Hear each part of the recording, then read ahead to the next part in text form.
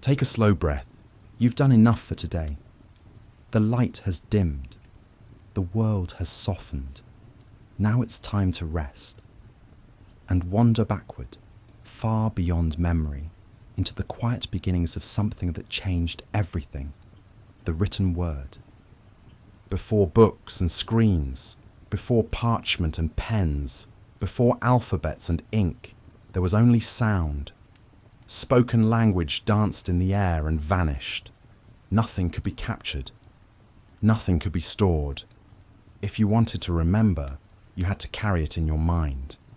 If you wanted someone else to remember, you had to speak again. But slowly, gently, something began to shift. People began to mark the world, not just carve or scratch at random, but mark it on purpose. They made notches on bones, painted shapes on cave walls, pressed lines into wet clay. They weren't yet writing as we know it, but they were reaching for it, reaching for something solid, something that would stay. This story begins in that silent reach.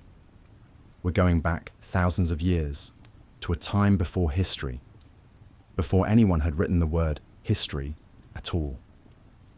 The world is slower here. Life is shaped by seasons and rivers. People live in small communities. They raise animals, gather grain, and trade goods with their neighbors. And they begin to notice. Words fade, but marks remain. So they start to leave clues. A line to count. A shape to mean something. A sign to remind. These are not full sentences. They are ideas made visible. The first seeds of writing are not meant to tell stories. They're meant to keep track. At first, the need is simple. A farmer gives another farmer a basket of grain.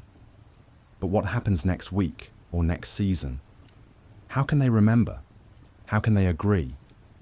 A single notch on a stick becomes a tally. 3 notches become a promise. And slowly, those notches take shape. In the earliest known places, in ancient Mesopotamia, along the banks of the Tigris and Euphrates, and in Egypt, by the life-giving Nile, these marks begin to multiply. On clay tablets, on stone walls, on bone and shell. They start simple, a line, a circle, a wedge.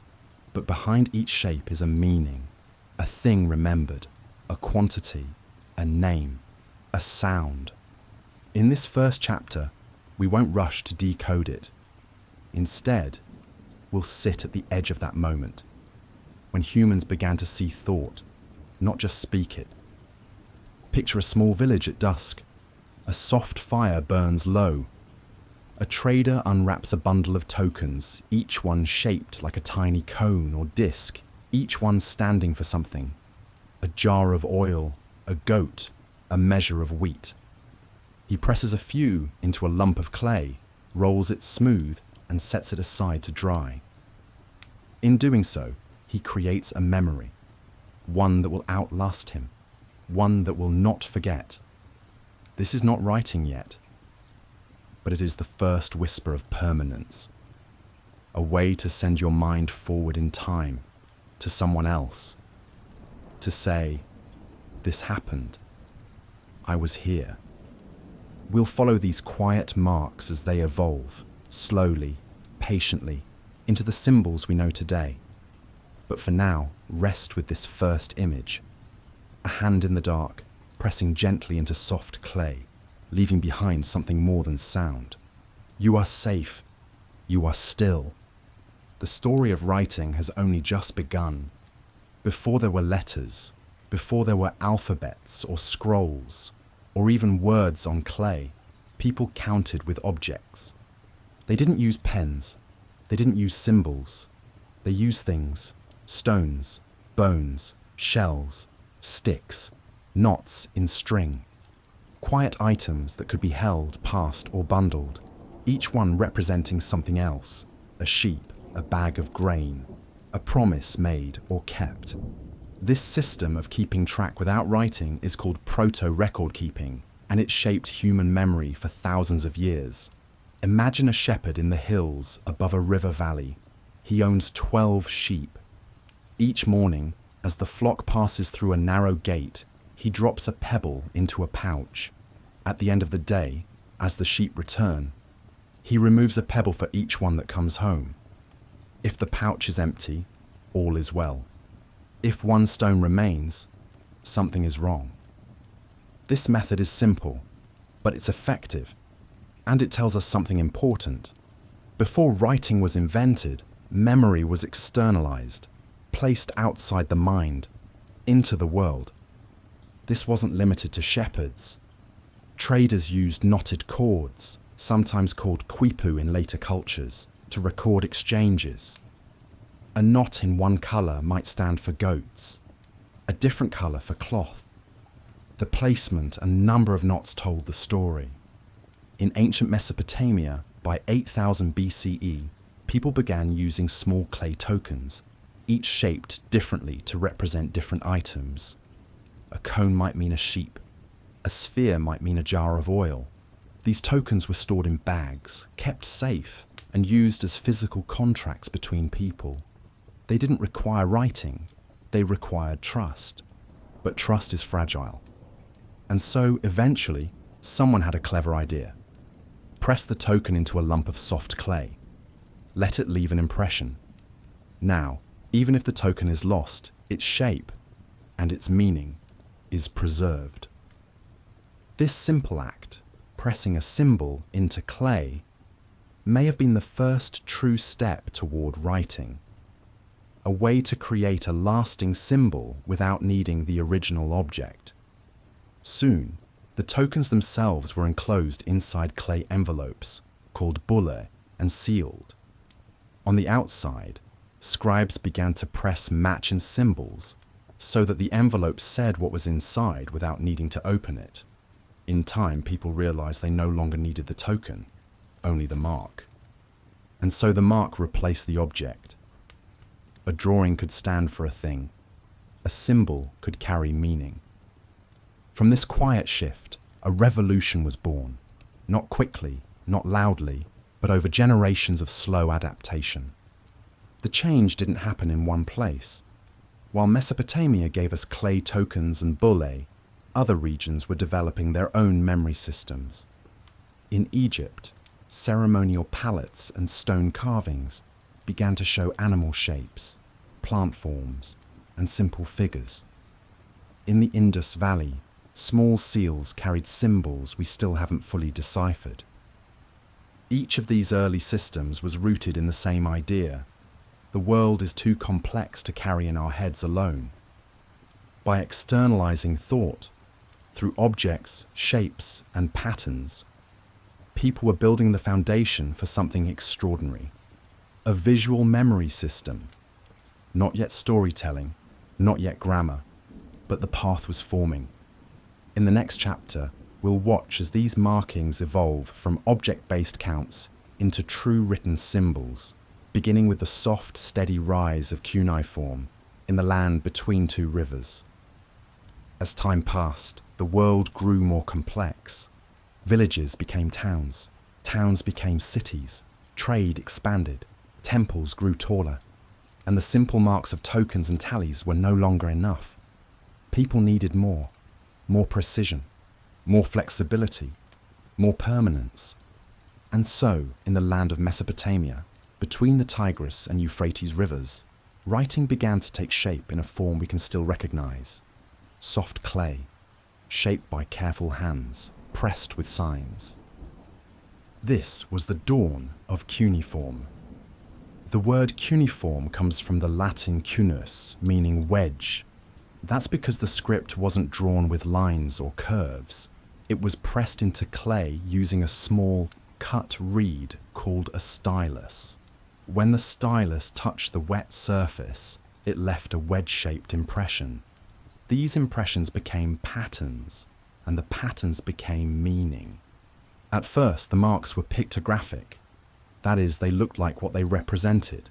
A triangle might mean a mountain, a curved line, a river, a simple figure, a person. But as the cities grew, particularly the city of Uruk, around 3200 BCE, so did the needs of the people. Lists were no longer just about sheep and barley.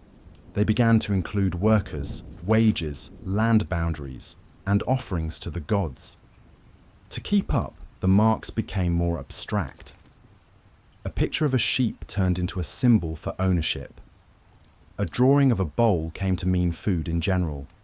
And slowly, the symbols detached from literal images and became language.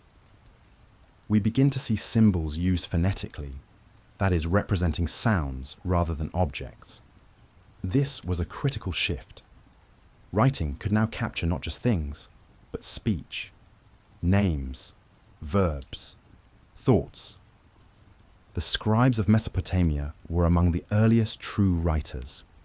They trained for years in temple schools called edubas, where they copied signs again and again until the shapes became muscle memory. Their tablets were simple, flat squares of clay, damp and smooth, dried in the sun or baked for permanence. Most of these early texts are not poems or stories.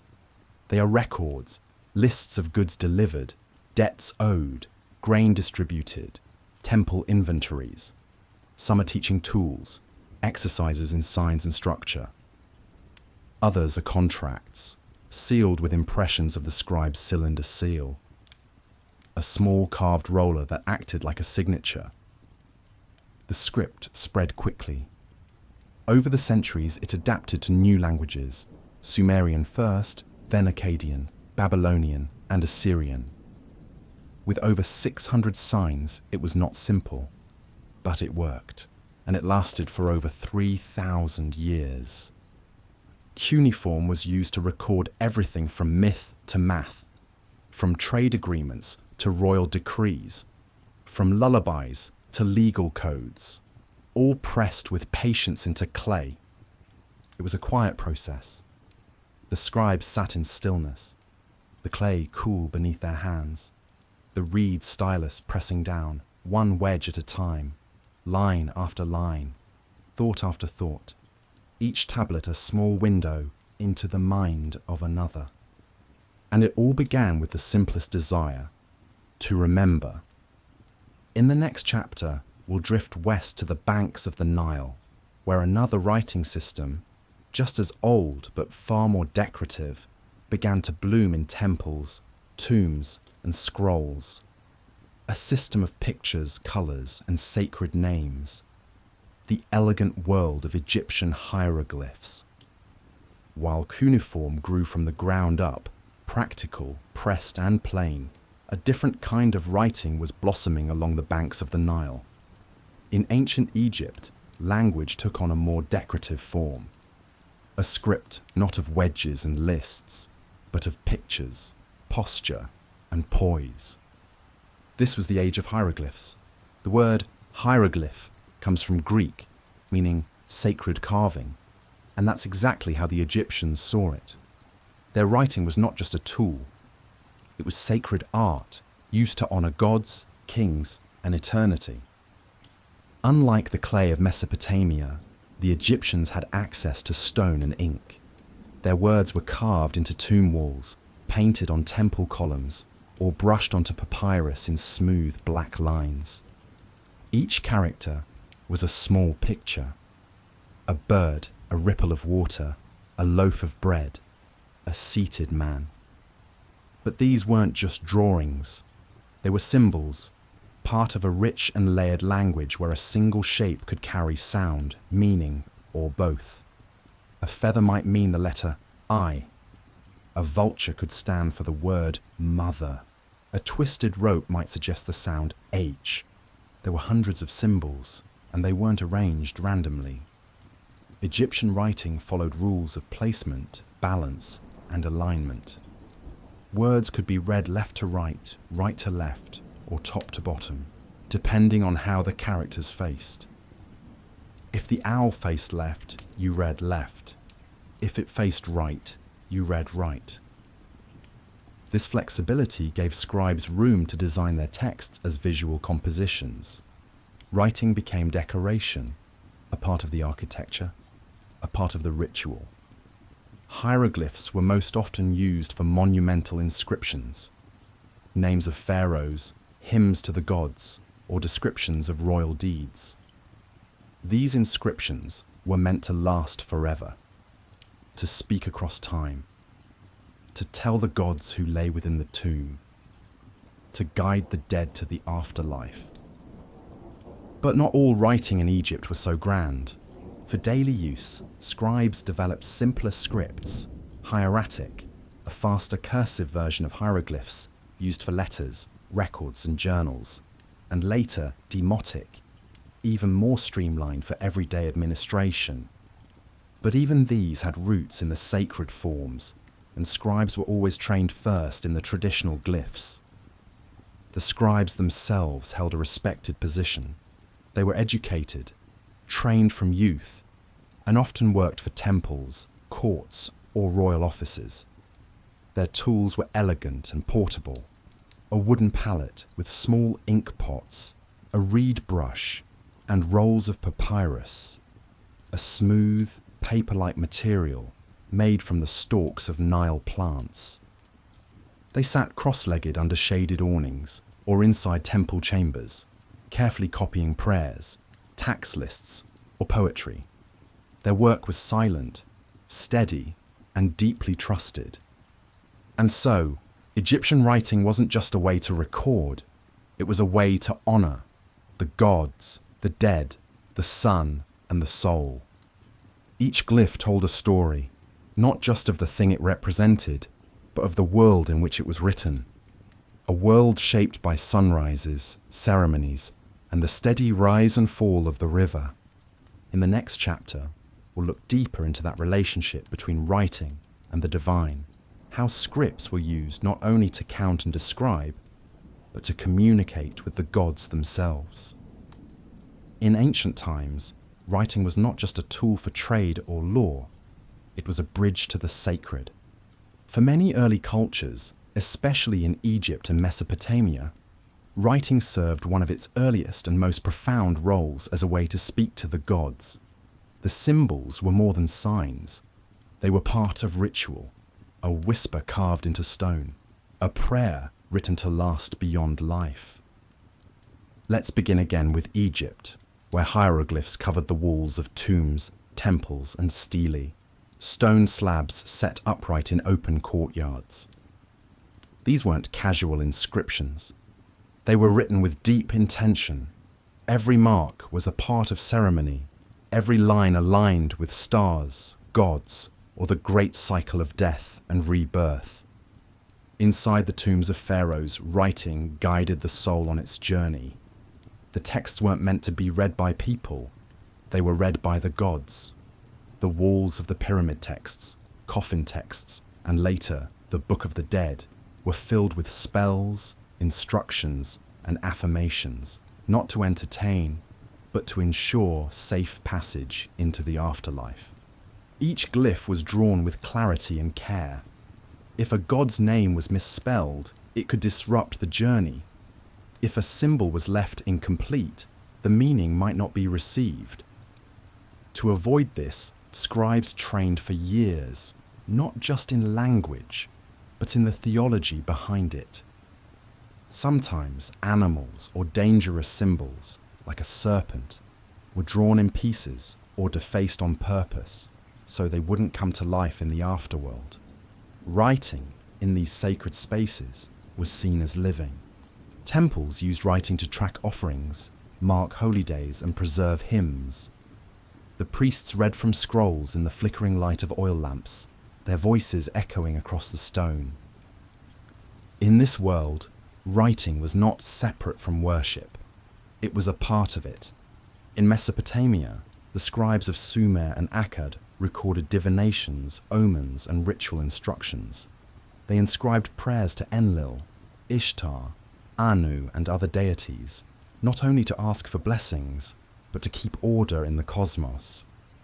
In both cultures, writing helped ensure Ma'at in Egypt, the balance of truth and order, and Kitu and Masharu in Mesopotamia, ideas of justice and rightness.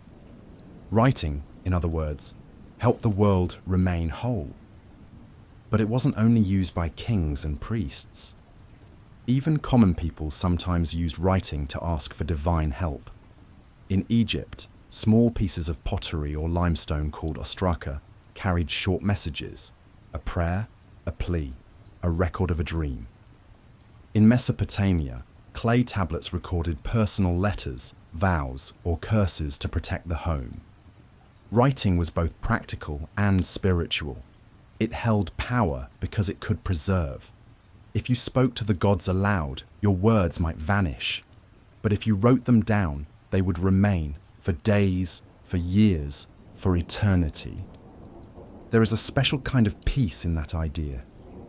That across centuries, a single carved line might still carry your voice forward. That the gods, or anyone, might still hear it. In the next chapter, we'll leave the temples for the granaries and explore how writing came to serve another essential purpose, keeping track not of the sacred, but of the everyday. For all its sacred uses, the hymns, prayers, and tomb inscriptions, writing in the ancient world had another quiet, essential role, keeping track of life's everyday flow. In cities like Uruk, Memphis, or Thebes, where people gathered to trade, farm, and build, writing became a tool of administration, a way to count grain, to record deliveries, to remember who owed what to whom. It wasn't dramatic, it was steady, necessary, the background rhythm of civilization. Picture a warm, dusty afternoon in ancient Mesopotamia. Inside a shaded storehouse, a scribe sits cross-legged on a mat. He holds a small square of clay in one hand and a reed stylus in the other. A servant calls out, 4 baskets of barley, delivered from the river dock. The scribe nods and presses careful marks into the wet clay. 1 wedge for barley, 1 for 4, 1 for the date. The tablet is then set to dry in the sun, marked with a seal and placed in a pile. That's it. That's the work. But from those small acts came order, the quiet infrastructure that allowed cities to grow. The early tablets discovered at Uruk, dating back to around 3100 BCE, are mostly about goods, grain, cattle, oil, cloth, silver. They tell us little about gods or stories, and everything about daily needs. In Egypt, scribes performed similar work. They counted harvests, tracked laborers, calculated temple donations, and managed storehouses. In the massive state projects, like pyramid building, scribes were the memory of the workforce. They kept lists of names, duties, supplies, injuries, and rest days. Their records were written on ostraka or papyrus, depending on importance and availability. Ostraka, pottery shards or flakes of limestone, were cheap and plentiful, perfect for short-term notes. Papyrus, more costly, was reserved for long-term records. Sometimes the writing was permanent, sometimes it was recycled, but in both cases it was precise. Even in small villages, someone could read and write. The village scribe or priest was the one people turned to when they needed a contract, a receipt, or a declaration of marriage. In a world where few were literate, these individuals became the anchors of memory. There was no alphabet yet in most of these early periods. The scripts were still based on symbols, syllables, and signs. But that didn't matter. What mattered was the act of recording. The lines drawn on clay, the symbols brushed on papyrus weren't meant to last forever. Many didn't. They were cracked, discarded, or buried. But for a moment, they held a thought outside the mind, a quiet fact given shape. And through these simple shapes, ancient economies took root. Fields were managed, stores kept full, promises honored. Writing allowed people to live together, to plan beyond the present, and to trust strangers they'd never meet. In the next chapter, we'll spend time with the people behind the pens, the early scribes, and explore the peaceful, purposeful world of those whose hands shaped the first records of human thought. Every tablet, every scroll, every carved line in ancient stone began the same way, with the hands of a scribe. These quiet figures were the bridge between speech and memory. Their world was one of stillness, repetition, and skill. They did not rush. They did not improvise. They followed forms, traced patterns, and recorded the world in gentle strokes, one mark at a time. To become a scribe was not easy. It required years of training, often beginning in childhood. In Mesopotamia, young students entered schools called edobas, meaning tablet houses. There, seated in rows, they learned to shape wet clay into rectangles and carve neat cuneiform lines with a reed stylus. Their early lessons were repetitive. Write the same symbol 10 times, then 20, then again with a variation, then in combination. Mistakes were erased with a damp finger and begun anew. It wasn't glamorous, but it was effective. In Egypt, the path was similar. Students trained in temple schools under experienced scribes. They copied hieroglyphs from wall inscriptions, mimicked the cursive forms of hieratic, and memorized long lists of standard phrases, prayers, and accounting terms. Scribes needed to know math, calendar cycles, and ritual language. They had to understand the materials, how ink flowed, how papyrus absorbed moisture, how clay responded to heat. A misstep could ruin a message. A smudge could change a number. Precision was part of the craft, and so they practiced. Every day, a scribe's tools were few, but treasured. In Egypt, a scribe's palette held 2 ink pots, one black, one red, and a small well for water. The stylus was a sharpened reed or thin brush. A single palette could be carried for years, polished smooth by use. In Mesopotamia, the stylus was wedge-shaped, often with a blunt and pointed end, used to create different impressions in clay. Their posture, too, was deliberate. Scribes often worked cross-legged, balancing the writing surface on their knees. In stone carving sessions, they knelt beside walls, tracing each mark before picking up a chisel.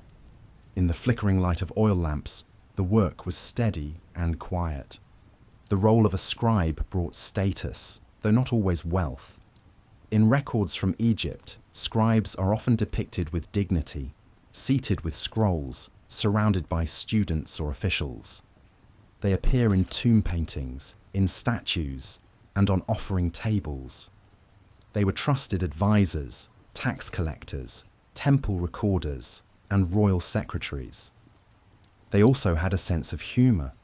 In one Egyptian text, a teacher warns his pupil that if he doesn't study hard, he'll be sent to the miserable life of farming, bent double in the fields, while scribes stay cool in the shade, writing orders. But in truth, the scribe's work was demanding. It required focus, memorization, and a deep respect for form. And yet, it was also peaceful, meditative, a practice of rhythm and clarity. The scribes didn't just write for others, they preserved the voices of their time. Without them, we would know nothing of kings, taxes, prayers, or dreams. They were the quiet authors of civilization. In the next chapter, we'll shift our attention to the materials themselves, the surfaces on which these early words were captured, and how new inventions like papyrus and ink began to change the way people wrote, recorded, and remembered. Every written word, no matter how small, begins with a surface. In the earliest days, those surfaces were rough and heavy, clay, stone, bone, and bark. But over time, people discovered smoother, lighter, more flexible materials, and with them came a new rhythm to writing. Softer, swifter, more portable. Among the most revolutionary was papyrus. Papyrus was not paper as we know it, but it performed the same quiet miracle. It gave thought a place to rest. Harvested from the tall, triangular-stemmed papyrus plant that grew along the Nile, it was crafted by slicing the inner stalk into thin strips, laying them in crisscrossing layers, and pressing them under weight. The natural sap acted as glue, binding the layers into a sheet. Once dried and rubbed smooth, the surface became a pale beige canvas, ready to receive ink. Unlike clay, it didn't need to be baked. Unlike stone, it didn't need to be carved. It could be rolled, stored, and carried. And so, writing moved. Egyptians used papyrus for letters, accounts, religious texts, poetry, and laws. Scribes carried long scrolls, rolled tightly and tied with twine. For important works, multiple sheets were joined end to end, creating scrolls several meters long, sometimes written in columns that flowed from right to left. The ink was made from soot or ochre, mixed with water and gum arabic. Black ink was used for body text. Red ink marked headings, corrections, or divine names. With a light touch of a reed brush, the ink flowed quietly onto the surface, fast, fluid, and graceful.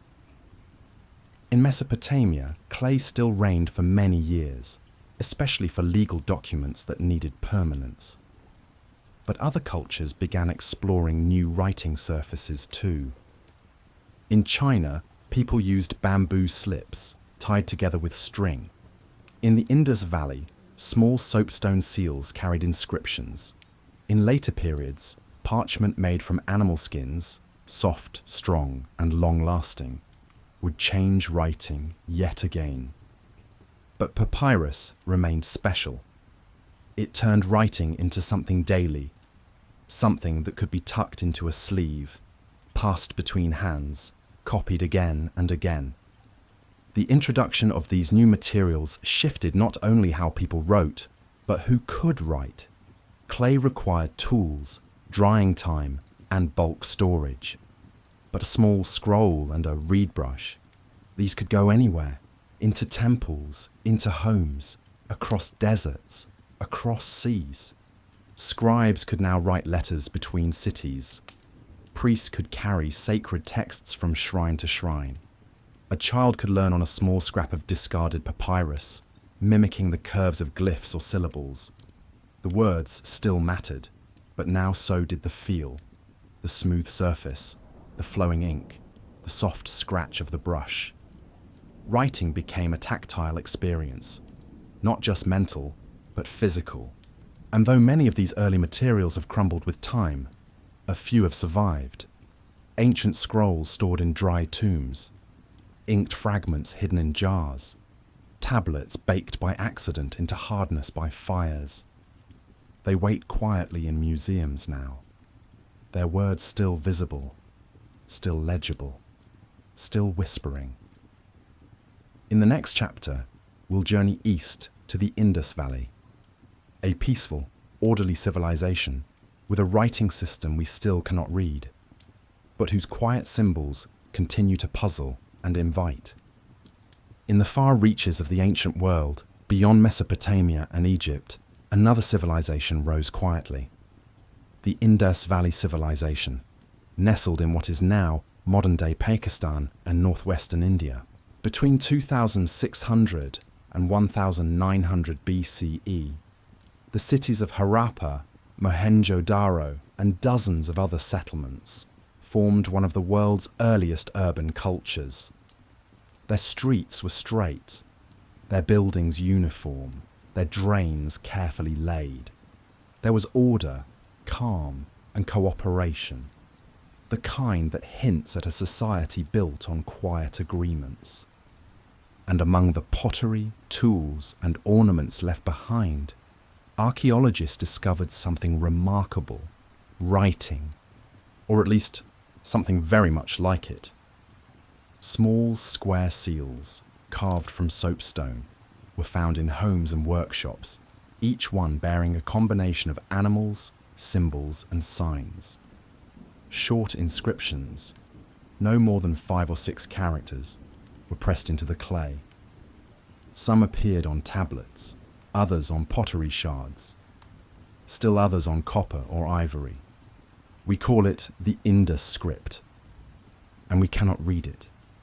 Despite decades of study, no one has yet cracked the code. Unlike cuneiform or hieroglyphs, the Indus script was never translated by later cultures. No bilingual texts, like the Rosetta Stone, have been found. And because the inscriptions are so short, there's not enough context to link symbols to words with confidence. Still, there are patterns. The same signs appear in similar positions. Some look like human figures, fish, trees, or tridents. Others are abstract, lines, dots, loops. The symbols are consistent, purposeful, and found across a wide range of locations, suggesting that this was a true writing system, or at least a highly structured set of symbolic communication. Some scholars believe the script was logosyllabic, like cuneiform, using symbols for both ideas and sounds. Others think it might be a proto-script, not fully developed into language. A few even propose that it was a form of religious or administrative marking, meaningful only to those trained in its use. Whatever it was part of daily life. Seals were used to mark goods, identify ownership, and perhaps serve as signatures. Some may have been worn as amulets. Others were likely used for official purposes, affixed to trade shipments, grain stores, or letters. The people of the Indus Valley traded with Mesopotamia and Persia, and their seals have been found as far away as the Gulf. What's striking is how calm it all feels. There are no grand monuments, no towering inscriptions proclaiming victory or divine birth. The writing is modest, repeated and tidy. The cities have no royal palaces, no grand tombs. Their writing reflects that same tone, a focus on community, on trade, on structure. And though we don't yet understand their words, the presence of writing tells us they had memory, that they wanted to remember, that they needed to communicate, and found a way. It is peaceful to imagine them, seated in shaded courtyards, carving seals by hand, passing messages from one workshop to another. Their thoughts may be lost to us, but their touch remains. In the next chapter, we'll step into another lost world of writing, the early scripts of the Aegean, where Linear A and Linear B opened new windows into the quiet bureaucracies of Bronze Age Greece. Far to the northwest of the Nile, beyond the golden sands of Egypt and the fertile plains of Mesopotamia, lay the rocky islands and coastlines of the Aegean Sea. Here, centuries before the rise of classical Greece, people were already building palaces, storing grain, and quietly developing a script of their own. This is the world of Linear A and Linear B, two early writing systems born from the rhythm of trade, administration, and ritual. Linear A first appeared on the island of Crete, the heart of the Minoan civilization, around 1800 BCE. The Minoans were seafarers, merchants, and builders. They erected sprawling palace complexes, like the labyrinthine palace at Knossos, and decorated them with colourful frescoes of dolphins, flowers, and dancers. Their culture felt open, peaceful, and artistic. Among the storerooms, workshops, and corridors of these palaces, archaeologists found small clay tablets impressed with slender symbols, straight lines, curves, dots, and abstract shapes arranged in orderly columns. These were records, lists of goods, accounts of trades, inventories of items and offerings. We call the script Linear A because its signs were written in straight flowing lines, different from the pictographs or wedges of older systems. It was a script made for pen-like tools and smooth surfaces. But like the Indus script, Linear A remains undeciphered. We know it captured language. We know it recorded real things. Jars of oil, sacks of grain, numbers, names. But the underlying language is still a mystery. The signs themselves look familiar. Some are shared with later scripts, but the words they spell out remain silent. What we can say is that Linear A was part of a larger system of palace bureaucracy.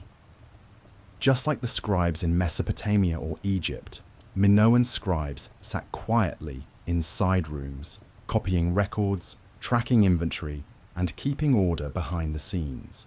Then, around 1450 BCE, something changed. The Minoan palaces declined, perhaps from natural disasters, invasion, or both, and the mainland Greeks, known as the Mycenaeans, moved in. They brought with them a new version of the script, Linear B.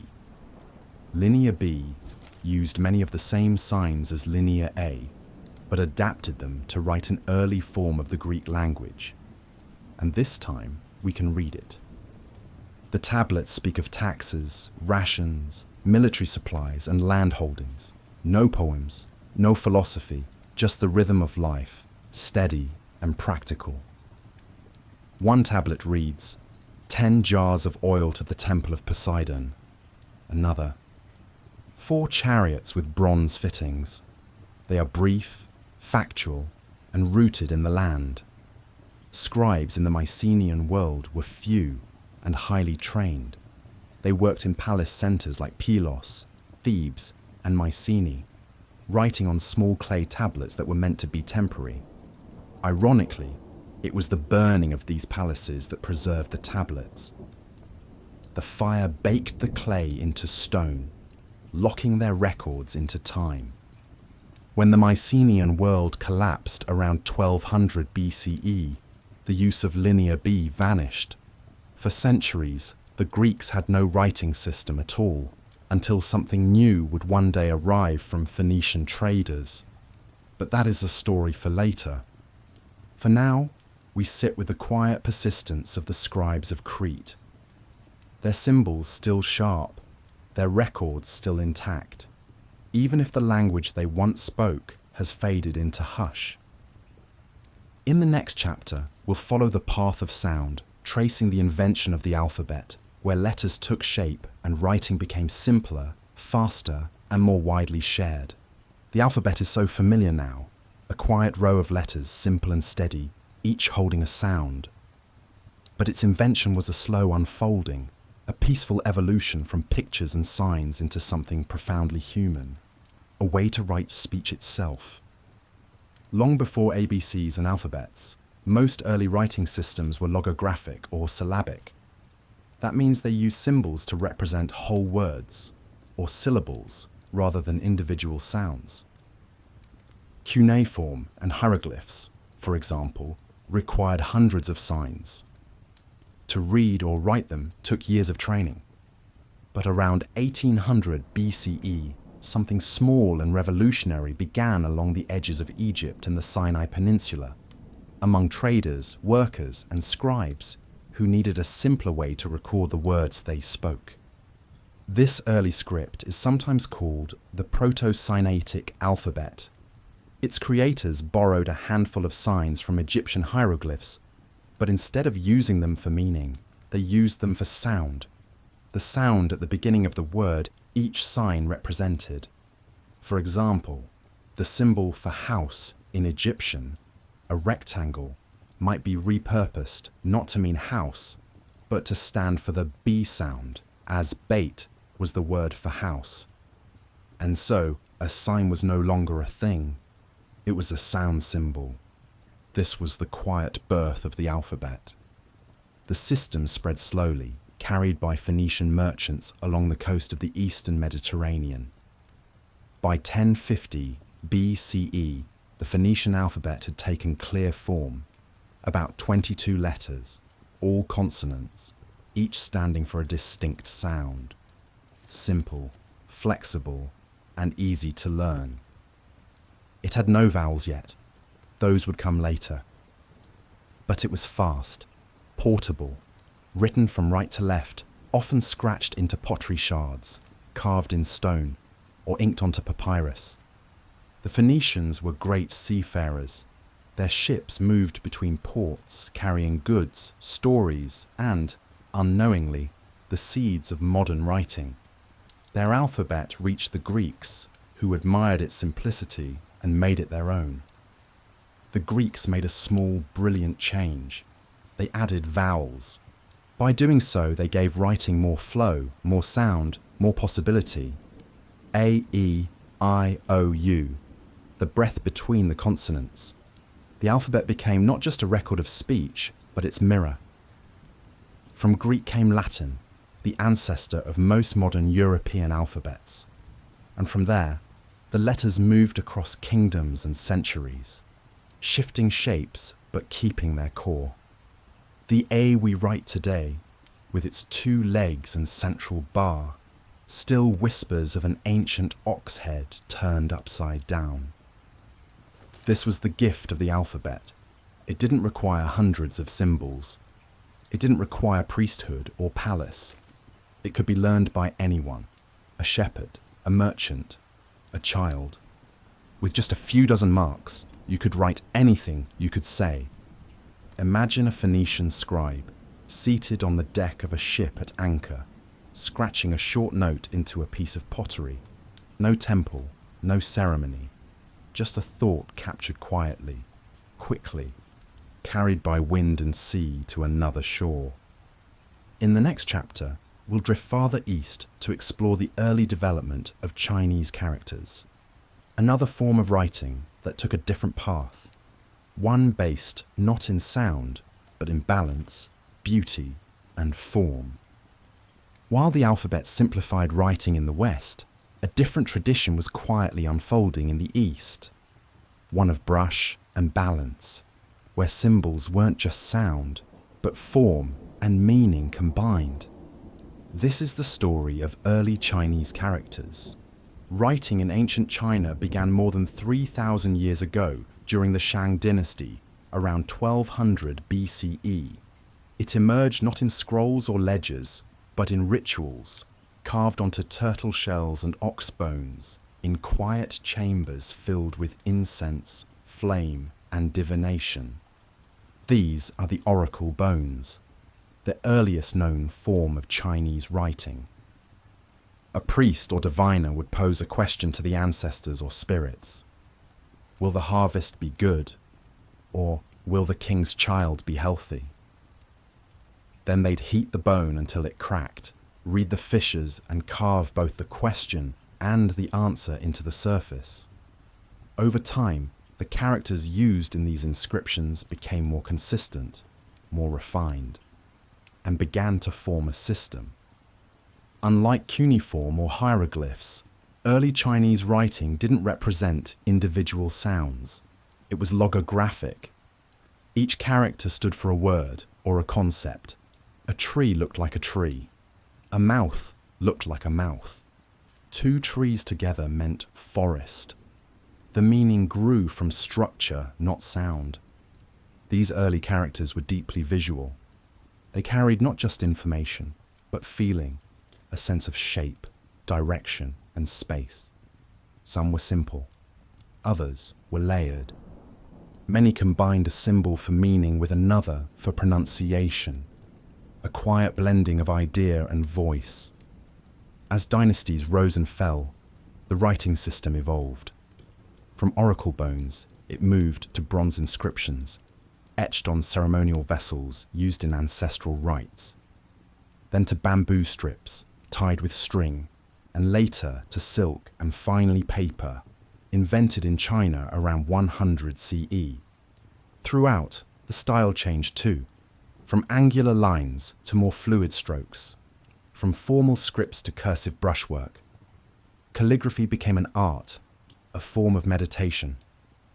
Scholars didn't just write, they composed with ink, letting the brush express the emotion behind the word. The tools were elegant, a soft brush of animal hair, an inkstone and ink stick, paper made from mulberry bark or rice straw. The scribe dipped the brush, inhaled slowly, and began to write, not with pressure, but with flow. Each stroke had a direction. Each character had a center. There was no rushing. The brush moved in rhythm with the breath, the posture, the silence of the room. This script, Hanzi, as it's called in China, would go on to influence writing across East Asia. Japan adopted Chinese characters into its own system. Korea once used them too. And even today, modern Chinese characters carry deep echoes of their ancient forms. What makes Chinese writing so enduring is its visual logic. A person from today can still recognize characters written 3,000 years ago. The forms have changed, but the roots remain. It's a different path from the alphabet. Not simpler, not harder, just slower, more deliberate. A way of writing that teaches not just communication, but patience. In the next chapter, we'll gently reflect on the deeper question behind all this, not just how writing worked, but why it emerged at all. What was it, deep down, that made humans want to write in the first place? Why did people start to write? Not how, that part we've explored. Tokens, marks, symbols, and scrolls. But why? What was the quiet impulse behind those first lines in clay, behind the brush on bone, or the chisel in stone? The answer isn't loud. It doesn't shout. It sits in stillness, in the soft space between memory and need. Writing began because people wanted to remember. They wanted to remember how much grain had been stored, how many sheep had been traded, who had promised what and when. These were the first sparks. Simple, practical, clear. But just beneath those early lists lived something deeper. The desire to make a moment last. To hold a thought and carry it forward. To place memory into matter. A mark in clay was more than a note. It was a decision not to forget. A letter on papyrus was more than a message. It was a small extension of the self. A way to reach someone far away. A way to speak without sound. And then, slowly, writing became something even greater. A mirror of the mind.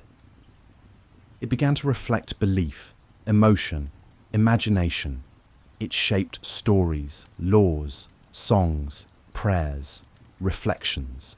The inward life of a culture drawn gently outward. What once was a mark for goat became a name. What once stood for grain became a poem. Writing no longer just tracked the world, it recreated it. There is something profoundly human in that. We are a species that builds. We build with stone, with wood, with metal. But writing allowed us to build with time, to stack meaning across generations, to reach backward and forward, all through lines on a surface. Even when people could not read, they sensed the power of written things. They knew that a tablet stored more than numbers, that a scroll carried more than ink, that a carved name meant the person had lived and still did. And so we wrote, not just to record, but to connect with gods, with kings, with strangers, with the future, to say, I was here. This mattered. Please remember. In every ancient culture we've touched, Sumer, Egypt, China, the Indus Valley, Greece, this impulse was the same. The tools differed, the symbols changed, but the longing remained, to catch the fleeting and make it stay. And now, thousands of years later, we read those early marks and feel something familiar. Not the language, not the world, but the desire behind it. To be known, to be remembered, to leave something gentle and enduring behind. In the next chapter, we'll visit a few closing moments from history. Peaceful scenes of scribes, seals, scrolls, and silence. and reflect on what these quiet beginnings of writing have left for us now. Let's slow things down now. The hard questions have been asked, the history traced, the scripts unfolded, and here we are. Not at the end, but at the quiet edge of understanding, a place to rest with what writing has meant and how it quietly shaped the world we live in. Picture a scribe near the end of his day. He sits in a small, shaded room, papyrus scrolls rolled tight on shelves behind him, his brush laid carefully across the rim of a shallow ink dish. Outside, the sun lowers over the rooftops. The breeze lifts the corner of a scroll, then settles again. He leans back, blinks slowly, and watches the ink dry. He has spent his life copying lines, not creating new thoughts perhaps, but preserving them. He has recorded trade agreements, temple prayers, birth lists, harvest counts. He has written the names of kings and the debts of farmers, each word steady, each mark intentional. And yet, in these quiet routines, something beautiful lingers. Because to write is to serve time itself. It is to take something as fleeting as speech, as soft as breath, and shape it into something that stays, something another person can hold, read, and feel long after the speaker is gone. Every scribe across the ancient world, from China to Sumer, Egypt to Crete, shared this patient work.